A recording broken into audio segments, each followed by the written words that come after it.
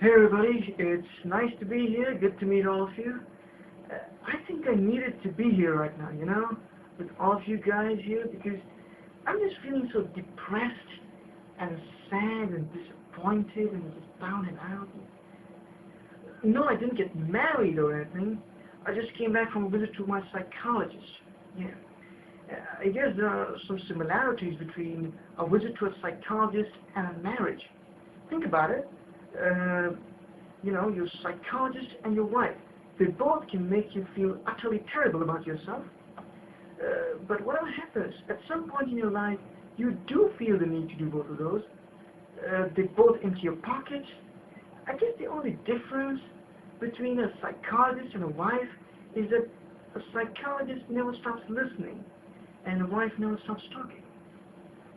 But anyways, I did go to the psychologist because I've been going through a lot emotionally and I thought a little bit of help would be nice. The problem was I went to the psychologist, I was lying on the couch for 1 hour telling him all my problems. At the end of the session he looks at me and he says, "I think you have some issues." And that was his conclusion, that I got some problems in my life. Of course I got some problems in my life. Why the hell do you think I'm here?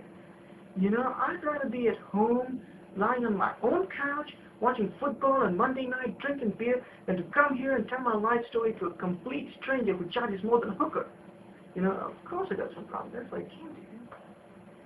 Anyways, see, this is the thing I hate about psychologists. They tell you the most obvious things about you, and then they charge you money for it. We can look at each other and tell what the problem is with all of us. You can look at a person who just wanders about in your area, and he's always holding a drink in his hand, even though it's not a party. That guy's an alcoholic. All of us are there. If you come across a person who looks like Michael Jackson, even though he's never had a plastic surgery in his entire life, and he's always coughing all the time, he's a chain smoker. No need for a psychologist. But anyways, I thought I'd give it a try. Just go to a psychologist, see what happens. And I did go to the psychologist because who can you go to for getting a sound advice and an objective view? You can't trust your best friend these days because, let me tell you something, your best friend will give you the worst possible advice. Yeah, take it from me. You can be on the edge of a 10,000 feet cliff about to go bungee jumping, and you look at your friend and you say, "Should I really do this?" And your best friend will be holding a camcorder in his hand and saying, "Yeah, you should do this." He doesn't care about you.